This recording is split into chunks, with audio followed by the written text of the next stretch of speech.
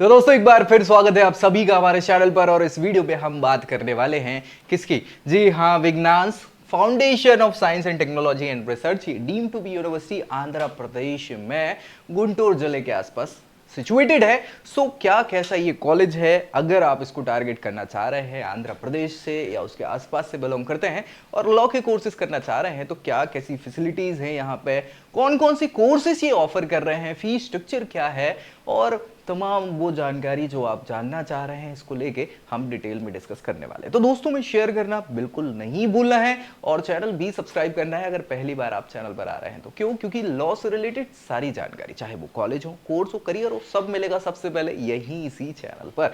और अगर आप अपने करियर को जानना चाह रहे हैं कि क्या बेस्ट होगा आपकी प्रोफाइल पे आपके लिए, तो नीचे आपको प्रोफाइल एनालिसिस फॉर्म भी मिल जाएगा जिसको फिल करके आप जानकारी ले सकते हैं। तो चलिए स्टार्ट करेंगे। यहाँ पे विज्ञान foundation for science technology and research. हालांकि हम यहाँ जो बात करेंगे वो किसकी बात करेंगे?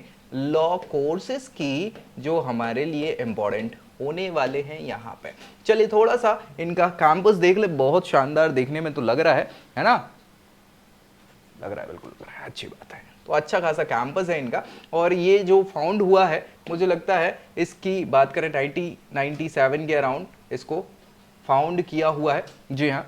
और इसकी जो लोकेशन है वो है आपकी गुंटूर डिस्ट्रिक्ट में, आंध्र प्रदेश, इंडिया में।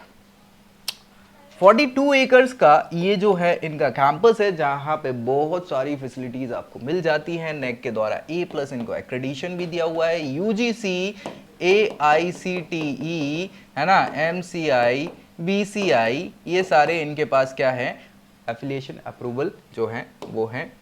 तो अच्छी चीज है जो मुझे लगती है। हम जो ऑफिशियली बात, देखो यार, ये सारे कोर्सेज करा रहे, टेक्नोलॉजी के भी, मेडिकल के भी, सब। हम लेकिन लॉ की बात करेंगे, है ना, क्योंकि हम ऑफिशियली लॉ की बात कर रहे हैं यहाँ पे। तो दो कोर्सेज जो हैं वो इंटीग्रेटेड कोर्स BA LLB और BBA LLB के ये कंडक्ट करा रहे हैं। ये 5 ईयर प्रोग्राम्स होते हैं, है ना भैया? 5 ईयर प्रोग्राम्स हैं ये। तो यहाँ गलती से थोड़ा हो जाता है कई बार गलत, कोई दिक्कत नहीं। तो ये BA LLB जो है इंटीग्रेटेड है और BBA LLB भी 5 साल का है, इसलिए ये 10 सेमेस्टर का होगा। ठीक है, क्योंकि एक साल में 2 सेमेस्टर होता है। एलिजिबिलिटी तो वही है आपकी, 12th पास आपको करना होगा। 60% आपका मिनिमम क्राइटेरिया जो है वो होता है। और यहाँ जो फीस स्ट्रक्चर है 1,10,000 रुपए करीब, ये पर एनम का है। क्या है भाई? Per annum. ठीक है, तो यहाँ पे आप मान के चलिए लगभग 5-5.5 लाख में आपकी इंजीनियरिंग हो जाएगी। बहुत अच्छी इंजीनियरिंग बोल रहा हूँ, लॉ का कोर्स जो है ये आपका हो जाएगा। ठीक है, चलिए यहाँ पे हॉस्टल की व्यवस्था भी है बाकायदा। और हॉस्टल के फीस स्ट्रक्चर की बात करें हम तो 95,000 रुपीज और 5,000 रुपए की रजिस्ट्रेशन फीस, यानी 1 लाख रुपए, है ना। ये नॉन AC रूम्स के लिए आपका है, जिसमें GST इंक्लूडेड है। 1 लाख रुपए बिना, हाँ, 1 साल के, ये पर एनम का है, डोंट वरी। और 1,25,000 रुपए, 5,000 तो रजिस्ट्रेशन फीस है, यानी 1,30,000 हो जाता है। ये AC रूम्स के लिए है, इसमें GST इंक्लूडेड है, 1 साल का। तो भैया 5-5.5 लाख की फीस हो जाएगी आपकी कोर्स की। और लगभग इतना ही मान के चलिए आपका क्या रहना होगा हॉस्टल में। रहना खाना दोनों ही है, इसमें सब इंक्लूडेड होता है ना, केवल रहने के लिए नहीं है ये। तो लगभग 10-11 लाख रुपए आप मान के चलिए कि आपका यहां से लॉ कोर्स के लिए बजट होने वाला है। ठीक है, हाँ, तो ये दिमाग में रखना है। आगे अपन और इन चीज़ों पे डिस्कस कर लेंगे, क्या कैसा पढ़ाई होगा, क्या पढ़ना होगा, सिलेबस क्या रहेगा। तो BA LLB और BCom LLB दोनों कोर्सेज हैं। इसमें क्या होता है कि बस BA LLB में आपको BA वाले कुछ सब्जेक्ट्स रहेंगे और BCom जो BBA LLB है उसमें बिजनेस से रिलेटेड कुछ सब्जेक्ट रहेंगे। बाकी सारे लॉ वाले तो सेम ही रहते हैं। ठीक है, चलिए देखिए यहाँ पे क्या क्या पढ़ना होगा। सो यहाँ पे आपके बेसिक इंग्लिश हो गया, सोशियोलॉजी, इकोनॉमिक्स, हिस्ट्री, ठीक है, ये आपके BA वाले सब्जेक्ट हैं। ठीक है, पब्लिक इंटरनेशनल लॉ हो गया, लॉ ऑफ कॉन्ट्रैक्ट हो गया, ये रहेगा। फिर इसी के वॉल्यूम 2 आ जाएंगे, ह्यूमन राइट्स हो जाएगा, इंटरनेशनल लॉ होगा, लॉ ऑफ कॉन्ट्रैक्ट्स का वॉल्यूम 2। फिर यहाँ पे लीगल लैंग्वेज, जनरल इंग्लिश को इंक्लूड करते हुए कॉन्स्टिट्यूशनल लॉ, फैमिली लॉ, बाकी आपके वही बेसिक सब्जेक्ट जो BA वाले होंगे। फिर अब बात करें तो इंटरप्रिटेशन ऑफ स्टैट्यूट हो जाता है यहाँ पे, कॉन्स्टिट्यूशनल लॉ, फैमिली लॉ।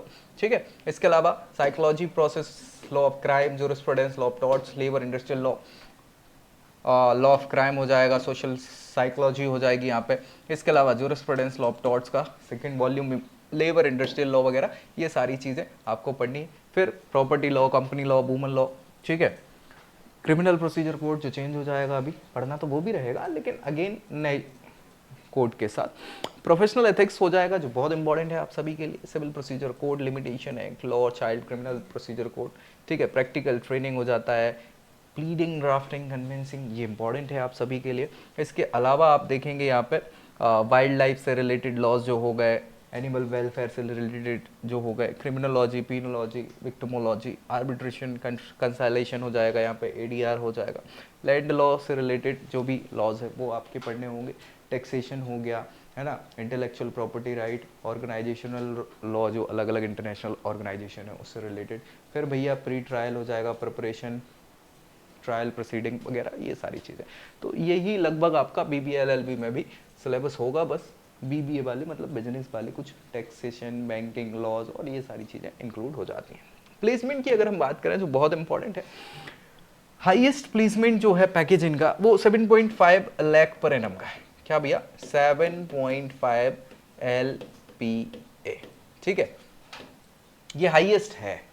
और यहाँ पे एवरेज की बात करें तो 4 से 5 लाख आपको मिल रहे हैं, 4 से 5 LPA, ठीक है। हमारा टोटल बजट जो था क्या था भैया? 10 से 11 लैक्स हम यहाँ पे लिख सकते हैं, ठीक है। तो 10-11 लाख हमने लगाया है और हमें क्या मिल रहा है? जे मिल रहा है, ठीक है। हाँ, एटलीस्ट हम 2-2.5 लाख रुपए तो खर्च करने वाले हैं यहाँ पे एक साल के, तो उसके हिसाब से 4-5 लाख मिलेगा एक साल में। लेकिन वो कब मिलेगा? 5 साल बाद मिलेगा। तो हम अगर इसको बात करें एक अच्छा टर्म जिसको कहा जाता है, वो कहा जाता है return on investment, ROI। ROI अच्छा नहीं है जिसको हम डायरेक्टली कह सकते हैं। तो आप देख सकते हैं ऑप्शंस बहुत सारे अवेलेबल हैं। इसके अलावा भी अगर जानना चाह रहे हैं तो नीचे प्रोफाइल एनालिसिस फॉर्म भी मिल जाएगा जिसको फिल करके जानकारी आप ले सकते हैं। हालांकि इन्हें बढ़ाने चाहिए अपने प्लेसमेंट ताकि बच्चे और थोड़ा सा मोटिवेट रहें। स्कॉलरशिप्स की क्राइटेरिया भी यहाँ बच्चों को प्रोवाइड किए गए हैं जिससे आपकी कुछ फीस स्ट्रक्चर में कमी हो जाती है। जो बच्चे 90% मार्क्स लेके आते हैं 12वीं कक्षा में या उससे ऊपर लेके आते हैं तो उनकी फीस स्ट्रक्चर में जो है वो 50% की ट्यूशन फी वेव ऑफ हो जाती है। बहुत बढ़िया। 80% से ज़्यादा जो ला रहे हैं 25% आपका फीस स्ट्रक्चर में फीस वेव ऑफ हो जाती है। तो ये आप रख सकते हैं मेरिट बेस। बाकी जो है वो स्टेट गवर्नमेंट की कुछ है ना, और इसके अलावा रिजर्वेशन कैटेगरी वाली स्कॉलरशिप्स भी यहाँ पे मिल जाती है। स्टूडेंट की लाइफ की बात करें यहाँ पे तो भैया बहुत अच्छे रिव्यूज नहीं है। एकेडमिक प्रेशर जो है वो पर्याप्त है। स्ट्रेस इसके कारण बच्चों को लगता है थोड़ा सा कि मतलब स्ट्रिक्ट शेड्यूल है। अब देखो यार, पढ़ाई वाली चीज़ें जो है वो बच्चों को तो लगती हैं स्ट्रिक्ट, लेकिन फिर भी इतना ज़्यादा प्रेशर नहीं हो कि बच्चे बाद में परेशान हो। सपोर्ट सर्विसेज की कमी है। सोशल आइसोलेशन ये एक बड़ी चीज़ है क्योंकि यार ये प्रॉपर आपको पता है गुंटूर डिस्ट्रिक्ट में प्रॉपर सिटी में नहीं है, उसके पास में है ना। तो आइसोलेशन यहाँ पे मिल जाता है। अच्छा भी होता है, बुरा भी होता है, दोनों चीज़ें हैं यहाँ पे। फाइनेंशियल स्टेट बर्डन जो है, स्ट्रेस वो फाइनेंशियली क्योंकि हम देख रहे हैं 10-11 लाख का है, ठीक है। फैसिलिटीज़ भी पर्याप्त नहीं है। रिजिड एडमिनिस्ट्रेटिव पॉलिसी है ना। एक्स्ट्रा करिकुलर अपॉर्चुनिटी कम है। थोड़ा सा बच्चों को स्ट्रेस ज़्यादा ही है कुल मिला के हम बात कर लें तो। यहाँ पे इंफ्रास्ट्रक्चर फैसिलिटीज़ की बात करें तो रिसर्च फैसिलिटी बहुत ज़्यादा नहीं है, लिमिटेड ही है, ठीक है। लाइब्रेरी में रिसोर्स बहुत ज़्यादा जो होने चाहिए हमारे लिए नहीं है। कैंपस मेंटेनेंस, कैंपस तो अच्छा है, मेंटेनेंस की कमी है थोड़ी सी, है ना। यहाँ पे स्पोर्ट्स वगैरह जो है उसको लिमिटेड ही यूज़ करा जाता है। इंटरनेट एक्सेस की भी कई बार समस्या देखने को मिलती है बच्चों को। एक्सेसिबिलिटी इश्यूज हैं ही ट्रांसपोर्टेशन के रिलेटेड। क्राउडेड हॉस्टल हो जाता है और ट्रांसपोर्टेशन के चैलेंजेस हैं बच्चों को। तो ये थोड़ा सा इन पे अगर ध्यान दे लेंगे यूनिवर्सिटी कैंपस वाले मैनेजमेंट तो और अच्छा सुधार यहाँ पे हो सकता है। कल्चरल और स्टूडेंट क्लब्स की बात कर ले तो यार देखो मेन सिटी में होता तो बहुत ज़्यादा ऑप्शंस रहते हैं, लेकिन चूंकि ये थोड़ा सा आइसोलेटेड है तो यहाँ पे लिमिटेड वैरायटी ऑफ क्लब्स मिलेंगे, ऑब्वियस सी बात है ना। अंडर फंडेड क्लब्स रहेंगे। इसके अलावा पार्टिसिपेशन जो है थोड़ा सा बच्चों का कम है। कल्चरल इवेंट्स थोड़े से कम हो जाते हैं। इसके अलावा नए क्लब्स के लिए कुछ सपोर्ट्स जो है वो नहीं मिलता ज़्यादा बच्चों को। तो इन सारी चीज़ों पे देखो यार, पढ़ाई इंपॉर्टेंट है, मैं मान रहा हूँ, लेकिन पढ़ाई के साथ साथ एक्स्ट्रा करिकुलर एक्टिविटी भी, क्योंकि हमें ओवरऑल डेवलपमेंट करना है, एक जगह घुस के नहीं चले जाना है। तो इसीलिए ये चीज़ें भी साथ में साइमल्टेनियसली इंपॉर्टेंट होती हैं और बच्चों के लिए तो हैं। क्योंकि वो जब आपको फी दे रहे हैं, सारी चीज़ें आपके हिसाब से कर रहे हैं, तो उनके हिसाब से भी 4 चीज़ें होंगी, तो उनके लिए भी अच्छा रहेगा, चीज़ें होंगी। तो यहाँ मुझे लगता है कि थोड़ा सा सुधार की आवश्यकता है। ट्रांसपोर्टेशन कनेक्टिविटी की अगर हम बात कर ले तो मैं पहले ही बता चुका हूँ कि भैया ये आइसोलेटेड है, बिल्कुल मेन सिटी में नहीं है, ठीक है। सो यहाँ पे अवेलेबिलिटी जो है पब्लिक ट्रांसपोर्ट की वो ठीक ठाक है, बढ़िया है। पीक आवर्स में थोड़ा सा रश हो जाता है, अदरवाइज थोड़ी सी समस्याएं भी हो जाती है ना। और इसके अलावा रेलवे स्टेशन की व्यवस्था भी है, ठीक है।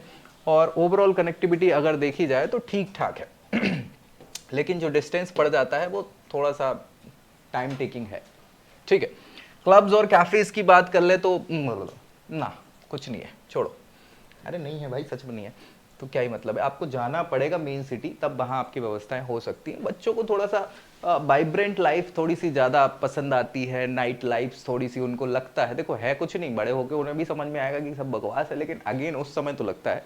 तो वो बेसिक अवेलेबिलिटी वहाँ पे नहीं दिख रही है। फन प्लेसेस की बात कर ले तो बहुत ज़्यादा व्यवस्थाएं वहाँ नहीं है। गुंटूर जा सकते हैं आप, जो कि आपकी डिस्ट्रिक्ट लगती है, वहाँ पे आपको मिल जाती हैं पर्याप्त हिस्टोरिकल प्लेसेस भी मिल जाएंगे, सारी चीज़ें मिल जाएंगी। बच्चों के रिव्यूज़ की अगर हम बात कर लें, यहाँ पे क्या कहना चाह रहे हैं बच्चे, तो उनके ही रिव्यूज़ हैं कि कास्ट फाइट और पॉलिटिकल कॉन्फ्लिक्ट्स थोड़े से ज़्यादा हैं, ठीक है। इसके अलावा इंफ्रास्ट्रक्चर इशू पे हमने डिस्कस कर ही लिया है कि है अच्छा इंफ्रास्ट्रक्चर, लेकिन अपडेट करने की आवश्यकता है। प्लेसमेंट जो इंपॉर्टेंट है, क्योंकि बच्चे जब पैसा लगा रहे हैं तो उतना आरओआई इनको नहीं मिल पा रहा है ना। बहुत अच्छे नहीं है, इसको बढ़ाया जाए ताकि क्या हो जाता है कि बढ़िया इंजीनियरिंग वगैरह के प्लेसमेंट भी ठीक है, लेकिन वहाँ भी बहुत अच्छे नहीं हैं। रेगुलेशंस जो हैं वो स्ट्रिक्ट हैं, हालांकि ये सभी में होती हैं, इसको इतना बोल लेना ज़रूरी नहीं है। लेकिन हाँ भैया, हॉस्टल में कर्फ्यू चालू हो जाते हैं, रात को ज़्यादा निकल नहीं पा रहे, लड़ाई झगड़े 50 चीज़ें। और एक्स्ट्रा करिकुलर एक्टिविटी जिन पे बच्चों का फोकस रहता है एक्चुअली, तो वहाँ पे भी लिमिटेड है। तो इन सारी चीज़ों में अगर सुधार किए जाएंगे तो और अच्छा किया जा सकता है चीज़ों को। बाकी तो देखो यार, कमियां तो हज़ारों निकाली जा सकती हैं, लेकिन जो मेन हैं जिन पे थोड़ा सा फोकस करके उनको अच्छा किया जा सकता है, दोनों के लिए अच्छा, बच्चों के लिए भी और मैनेजमेंट के लिए भी अच्छा हो जाता है। तो ये पूरी बात हमारी किसकी हो गई? जी हाँ, विज्ञान फाउंडेशन होगी ये। और अगर आप भी देख रहे हैं, इसको टारगेट कर रहे हैं, तो सारी चीज़ें तो हमने डिस्कस कर ही ली हैं। कुछ अगर छूट गया है तो नीचे ज़रूर कमेंट करके बताएं, दोस्तों में शेयर कर दें और चैनल भी सब्सक्राइब कर दें। बाकी अपनी प्रोफाइल पे बेस्ट आपके लिए क्या है, ये अगर जानना चाह रहे हैं तो नीचे आपको प्रोफाइल एनालिसिस फॉर्म भी मिल जाएगा, उसको फिल करिए, हमारी टीम से कांटेक्ट करिए, अपने लिए बेहतर क्या है ये जान रहे हैं। तो अगली वीडियो में अगली जानकारी के साथ मिलेंगे, तब तक के लिए जय Hind. I hope you like this video. For more such videos, keep watching our channel. And do not forget to like, share and subscribe.